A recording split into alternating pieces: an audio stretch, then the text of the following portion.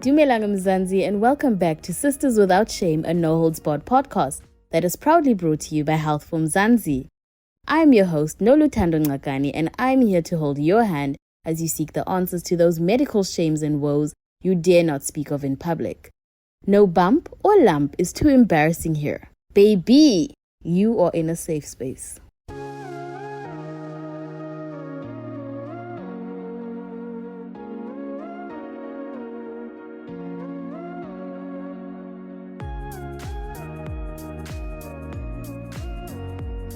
It's a ladies' special edition this week with radio news editor Merentia van der Vent, who unpacks her journey living with endometriosis.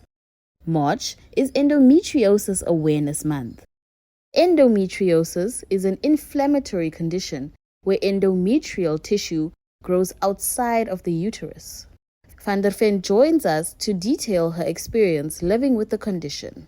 What is endometriosis? And also, can you take us back to those moments where you were first diagnosed?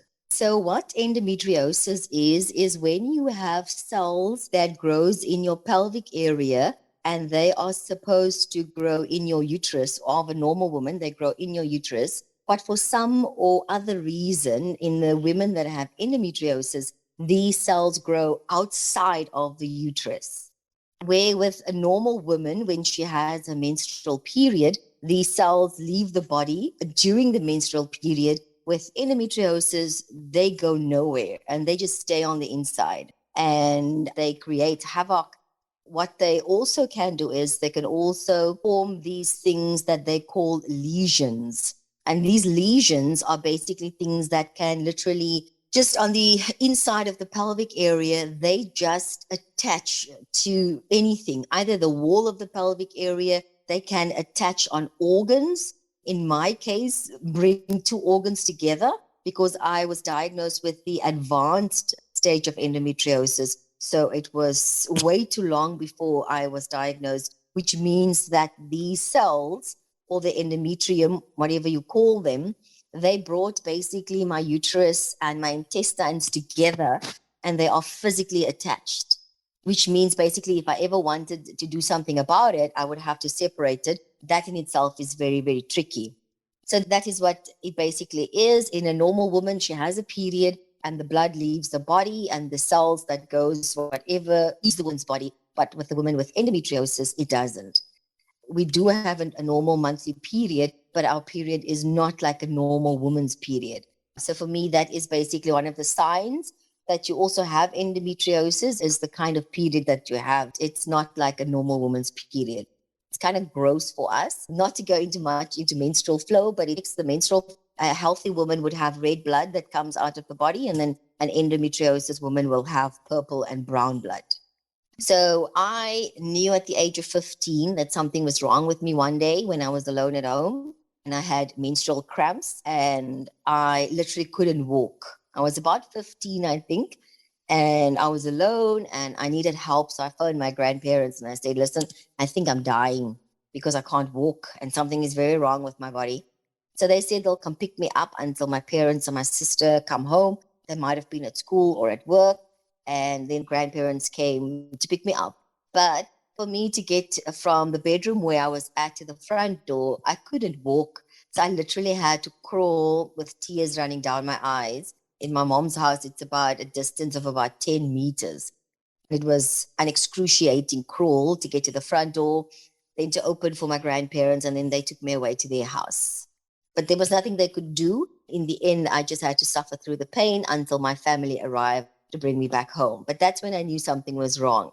And then in the preceding years, medical doctors told me that they suspect I have endometriosis and they would refer me to a gynecologist. So this happened about 4 or 5, maybe even 6 times in my lifetime up until I was diagnosed. And every time I had gone to a doctor on the recommendation of a doctor, the gynecologist was always the one to tell me, but what does your doctor know? I'm the expert and I'm telling you now, you don't have endometriosis. And so my life just went on and I had these periods that were with abnormal, excruciating pain. And then the society told us, ladies around us told us, no, that's normal. don't be making like your pain is worse than ours. That's what cramps are about. That's what menstrual pain is about. So there's nothing special about you, but deep down, I knew something was not right. This couldn't be normal, because why would we have such pains that you can't even function? And then people just tell you, no, no, it's normal. It's not. So I was 15, and over the years, all the doctors said I had it. The gynae said, no, you don't have it. So I was never put on any treatment, because according to the gynaes, and they were different ones, I didn't have it. So when I was 39, I had been doing some training at a fitness club. And as I was training, the pain in my pelvic area started to get worse, not with my periods, just in general. At some stage towards the end of my contract, I knew something was very wrong, because I would go train for only 1 hour a week, and I would be in tears throughout the whole session because of this pain in my pelvic area. So I went to the doctors again. I saw 3 gynecologists in 3 months. Pain was so bad that my colleagues at my previous job, they would help me to go and see their gynecologist. All 3 of them said, no, no, you don't have endo. We've done all the tests on you possible. You don't have the condition. So that's not what's causing your pain. At the same time, they also found out that I had fibroids. So the last doctor that I went to go see, she was a woman that had just come back to South Africa from the UK, and she was kind of young, where the others were older gentlemen. Then she said, you know what? I don't think it's your fibroid causing your pain. I can't find anything wrong with you.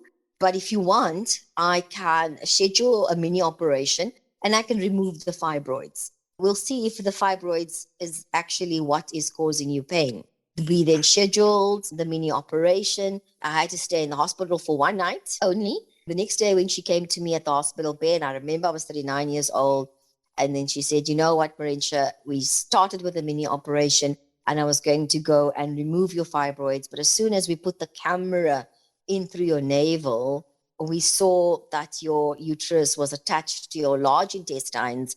And I knew for a fact that you had endometriosis, and that you also have the aggressive one, and the one that's the most advanced, because it's been around there for so long and no one has stopped the growth of it.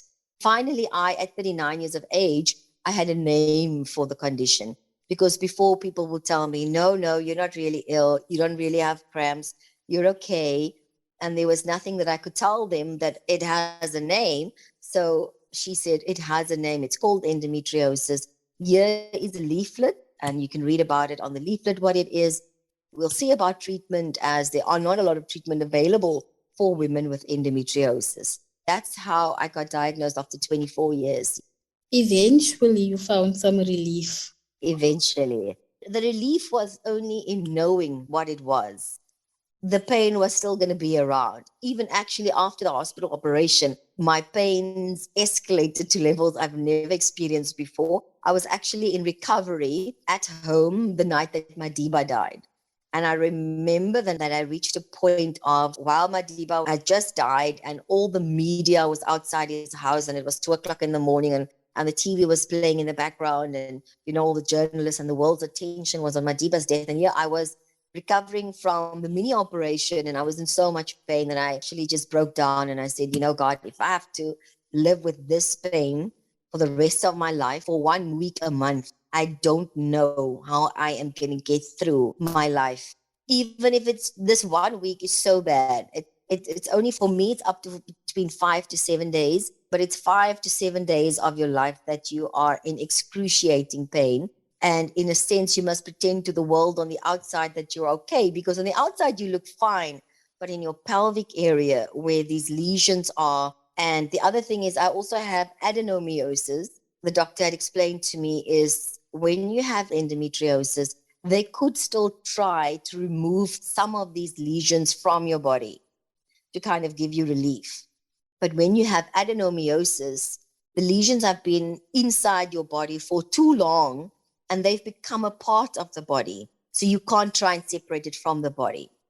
So I also have adenomyosis. So they said, you know, we can try and cut you open, and we can try and separate your uterus from your large intestines, because it was the last bit of the large intestine. We could try and separate that, but if we open it and we see you've got adenomyosis on that where the two organs are attached, we just close you up again. There's nothing we can do because the body has become too a part of it. So that night, the pain broke me. I've never in my life reached a level or a dark, dark, dark place where the pain just kind of robbed me of everything, of how I would look into the future and how I don't even know how I'm going to survive it. Because even just 1 week, it was 1 week of utter hell. After your journey of so much pain, what treatments were you then made aware of? So at the time, they had available a pill that you could use, but the pill cannot remove the endometriosis. All the pill can really do is keep the lesions the same size that it is. So it would seem that these lesions over time, they grew and became bigger. And that's when it started to create havoc and started to bring these two organs together by me, and they grew attached. So the one treatment they had was this pill called Visan. It also goes by the name of Dynogest. And all that Visan does is it just keeps the lesions the same size and it prohibits growth. So where I was diagnosed with aggressive or advanced endometriosis, if you are diagnosed and you just got endometriosis, that pill will keep your endometriosis just there. You'll never go to advanced or bigger or more. Yours will stay the same.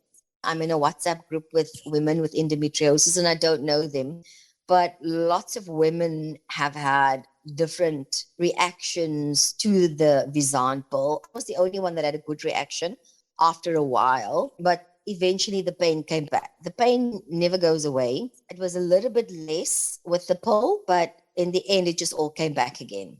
The other treatments that the doctor told me about sounded very radical to me, and in some of it, there was some medication they could give you where they'll give you male hormones or something, and then you might grow a beard. And I was like, I'm not even going to look at that option. Why did you even bring it to me or come up with the idea? Ain't going to happen. But so there isn't a cure for endometriosis. At best, what you can do is try and manage it.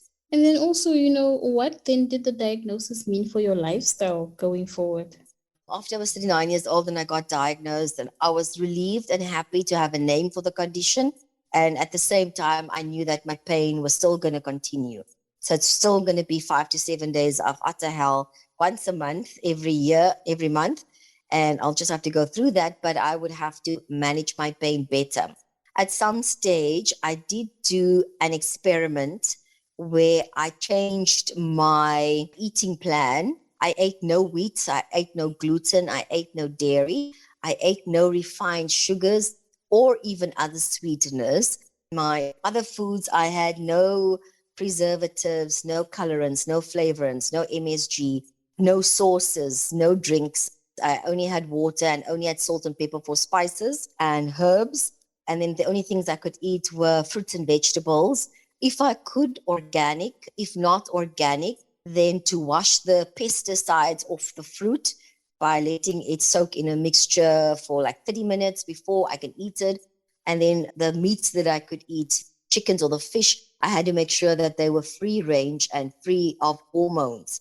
So I did that for 9 months as an experiment. And what I encountered is that my pain levels dropped. It literally dropped from excruciating, where I can't function, and the levels came down to like almost zero or for one, where you can live with the pain. I can be outside in the community and you can feel the pain, but you can go on with your life.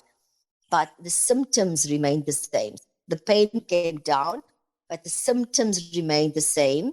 So my belly will bloat up. My stomach will become hard on the outside and it'll stay this big, almost like a pregnant belly for like 5 to 7 days. And only after my period leaves again will it start to return to a normal type of belly. The eating plan was really very difficult. I could never eat food from anyone's house. I always traveled with my own food. And you can imagine if you do that for 9 months, how restrictive it is. Because now people invite you out and you say, I can't go because I can't eat that restaurant's food. No, I can't go to your house. for a birthday party because I can't eat anything that you serve me. I can only eat from my own hands that I prepare according to all this list of no things that I can't eat. So after that, I relaxed my eating program a little bit. I still don't do wheat and I still don't do gluten. I still don't do dairy and I still don't do refined sugar, but it's very difficult to cut out the other stuff. So I brought a little bit of the other stuff back in, and then gradually the pains started to come back. And after a few years, the pains were just back full on again. What are some of the most common misconceptions that people have about endometriosis? I went public when I was diagnosed because I used to write posts on my Facebook and Twitter, and I didn't know what was wrong. But for me to explain or describe what was wrong with me, I always referred to the endo that I didn't know was endo, and I called it the crampy monster because it was like a monster. It had to do with my cramps, and I kind of made it almost kind of funny. And then I would write posts about the crampy monster is here again, and I would write that on Facebook. And for years, I looked at the crampy monster and I didn't know what it was. But in my mind, it was this monster, this pain. When I went public with having endometriosis after being diagnosed, so many women messaged me, but none of them messaged me on my public platform. They all messaged me secretly. And I was like, what is wrong with you that you can't go onto a public platform to say that you have endometriosis like me, and then you message me in my inbox, or you send me a WhatsApp, send me a SMS to say, we go through the same thing. We also have the same condition. And that was the first idea that I got from endo, but women don't talk about it.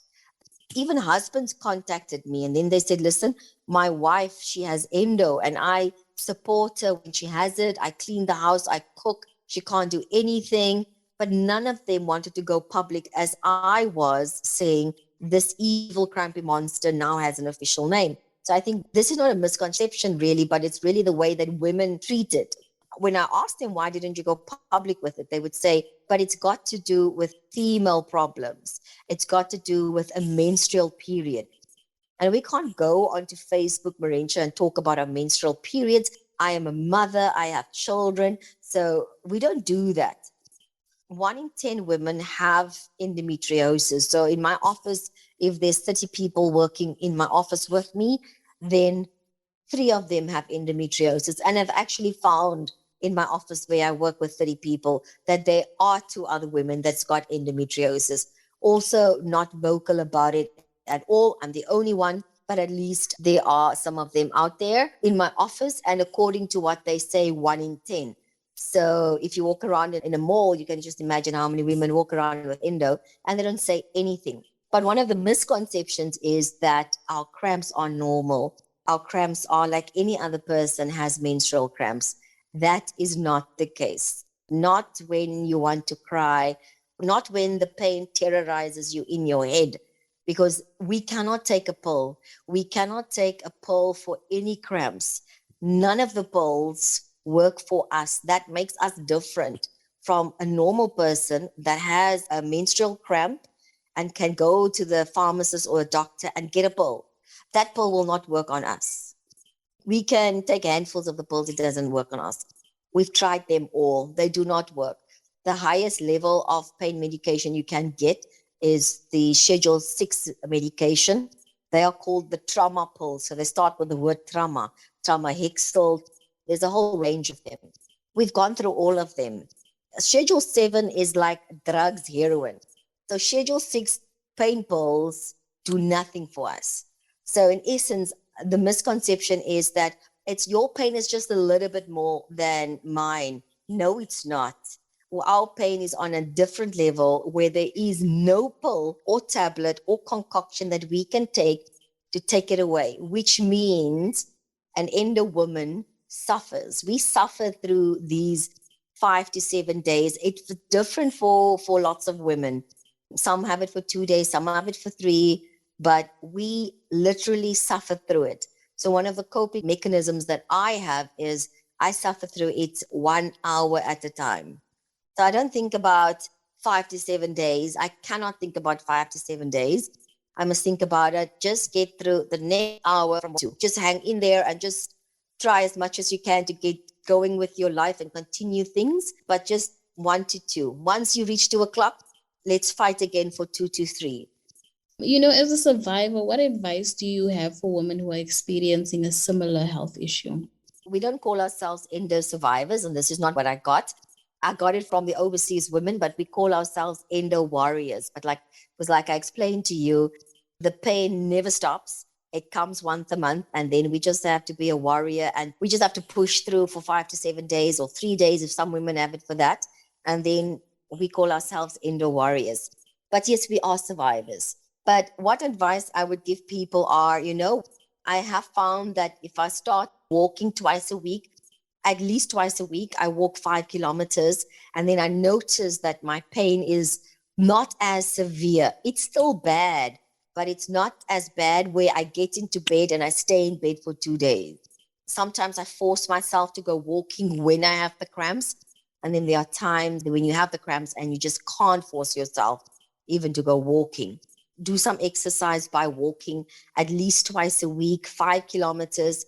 If you can, do something like yoga, because any kind of stress aggravates the endometriosis. So if you can calm your mind down, cut off from the world for an hour or two, meditation, I believe, has also helped me now to better manage it, because it also takes me away from the world for a half an hour or even 10 minutes or 5 minutes meditation. And it just calms my spirit down. And when it calms my soul and my spirit, it would seem that my body doesn't feel too much stress, which means that when the pains come, the body is not in stress on top of the pain. So it would seem that the pain is not as bad doing that. I also try to keep active by going for classes like jazz dancing or Indian dancing classes. And 2 practitioners have also advocated that I try belly dancing, because that's where the problems in the pelvic area is. And they said, but strengthen those muscles to see if that's not going to help you. Mostly eat fruits and vegetables, but mostly the vegetables, and especially the dark green vegetables, and just wash your fruit. I don't use normal underarm. I don't use normal hair products. All the products that I use on my body, they don't have some of the chemicals in it that you would see in a store. So all my products I buy at the health store. So there are things that they can do to manage the severity of the pain, because I have shown that if you manage it well, then the pain won't be as bad. It'll still be around, but it won't be excruciating. So the times that I've had excruciating and I had the heavy attacks, I don't know what went wrong, but maybe that was just the body's response, or maybe I had high stress. But on other times when I keep on doing the other things and I walk a little bit more and I try my dancing classes, then the pain is less severe and I'm able to better cope. Thank you for joining this week's episode of Sisters Without Shame, Merentia. For more on Merentia's journey with endometriosis, check out healthformzansi.co.za. Now remember, if you are in a medical jam, you can send an email to hello@healthformzansi.co.za.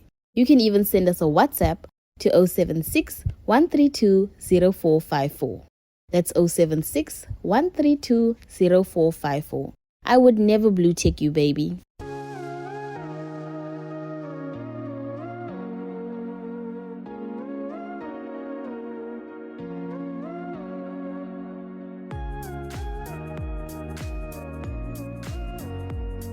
Ladies, let's talk, man. Be open and honest. Like Merentia said, you don't need to suffer through this evil, crampy monster alone. I always believe that if we shared our experiences, there would be so much value you would be adding to another woman's life. Living with endometriosis can be difficult. First, the condition is often difficult for doctors to diagnose and treat.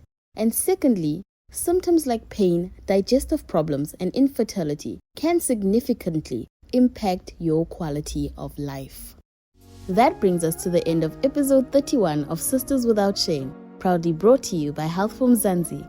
From me, Lulu Ngakani, have a great week, and remember to show your girl some love by sharing this podcast with a friend.